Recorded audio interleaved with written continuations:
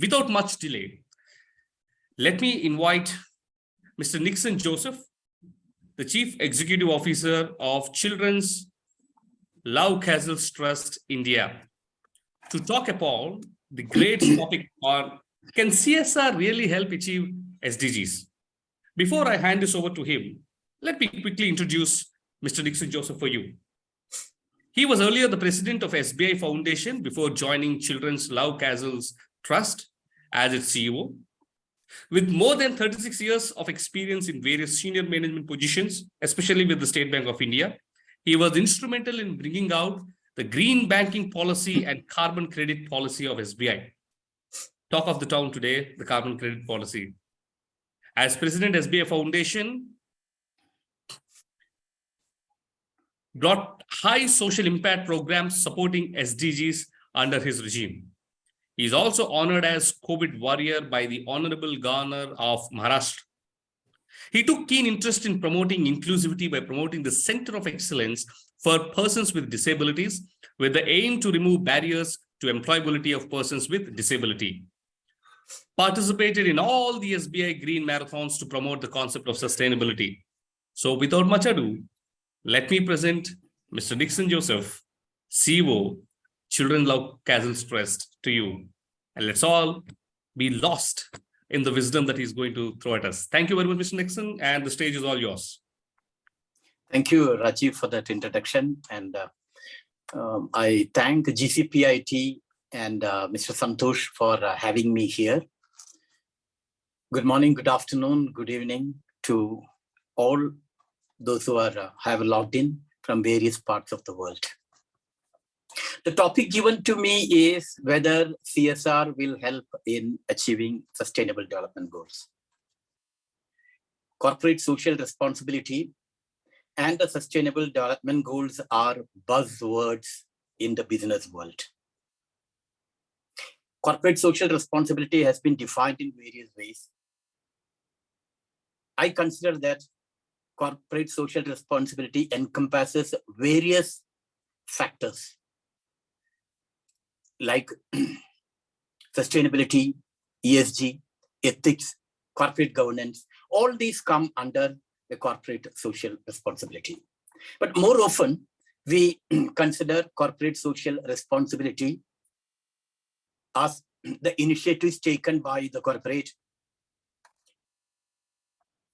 to better the society and the environment. CSR on a basic level is donating money or philanthropic activity, but this has short-term benefit. Strategic CSR has a long-term impact on social and environmental prosperity. So from the stage of philanthropic CSR, we have moved, the corporates have moved more or less into strategic CSR, where they are incorporating social environmental initiatives, their concerns for the planet, their concerns for all the stakeholders into their operations. So strategic CSR is of great relevance now. CSR is encouraging profit-driven business to transform into purpose-led organizations.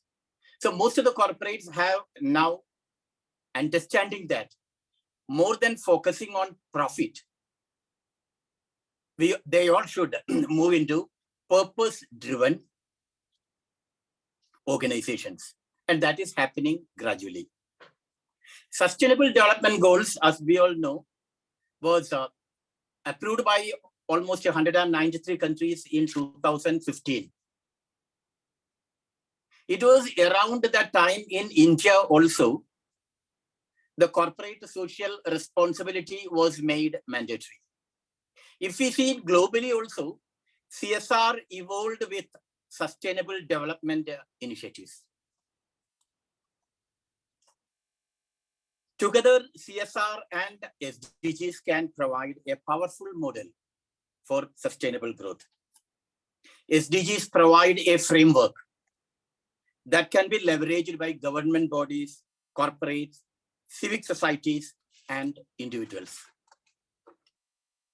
Participation of each of these sectors, government, private sector, NGOs, individuals, all these are important or vital to achieve sustainable development goals. Whereas in the case of corporate social responsibility, the pressure is on corporates to drive change through CSR strategies. India made a very big leap when in 2015, the Companies Act was amended and corporate social responsibility was made mandatory. Whether CSR will lead to achievement of sustainable goals, I will tell yes. Because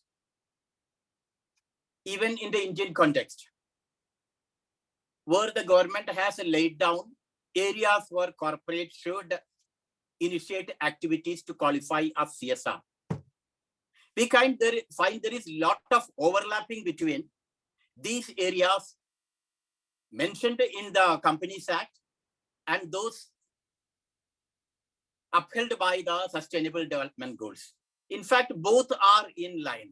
See, if you see the corporate social responsibility areas, it is eradication of hunger, poverty, malnutrition, promoting healthcare, sanitation, promoting education, women empowerment, gender equality, setting up old age homes, environmental initiatives, protection of flora and fauna, rural development projects, slum area developments, and renewable energy projects.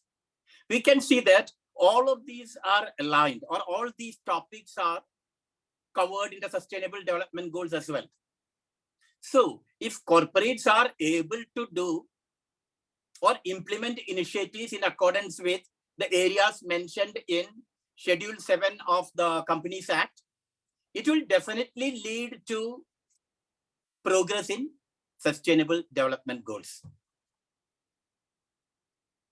Each of the areas of CSR prescribed in the Companies Act can be linked to multiple SDGs. For example, the CSR, the Schedule 7, has to focus on education or eradicating poverty, hunger, malnutrition, promoting preventive healthcare, and sanitation. But this can be correlated to SDG 1, no poverty, SDG 2, zero hunger, SDG 3, good health and well-being, SDG 6, clean water and sanitation. Similarly, CSR, CSR in Schedule 7, it focuses on promoting education and vocational skills, special education for the aged, differently abled. It correlates with SDG 1, no poverty, SDG 2, zero hunger, SDG 4, quality education, SDG 8, decent work, etc.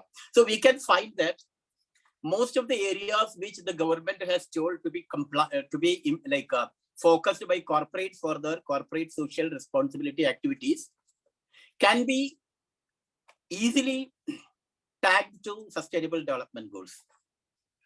And even outside India, many of the corporates are doing socially responsible activities, and all of them are either improvement in the internal functioning of the corporate or external functioning, taking care of the societies around, environment, etc. And all these are interlinked with SDGs. So if corporates are able to implement programs in the true spirit of the law, Sustainable Development Goals, it will be easy to achieve the Sustainable Development Goals. Another aspect which I like about Sustainable Development Goals is it gives definite targets, also indicators. Then it becomes very easy to monitor whether the projects being implemented are taking us towards achievement of Sustainable Development Goals. In fact, this will have an impact on the projects being implemented by corporates. Earlier, corporates used to implement the projects and forget about it. Now, more focus on whether it is leading to a change, leading to achievement of sustainable development goals, etc., is being focused. That's why when the Companies Act, it has been amended and told that impact studies of CSR projects have to be done. This will be a good measure to know that whether the projects being implemented will be leading to achievement of sustainable development goals. I conclude by telling that on an average around 15,000 crores of funds are coming into the corporate sector. If these projects, if the programs being implemented with these funds are scalable, replicable and sustainable projects, then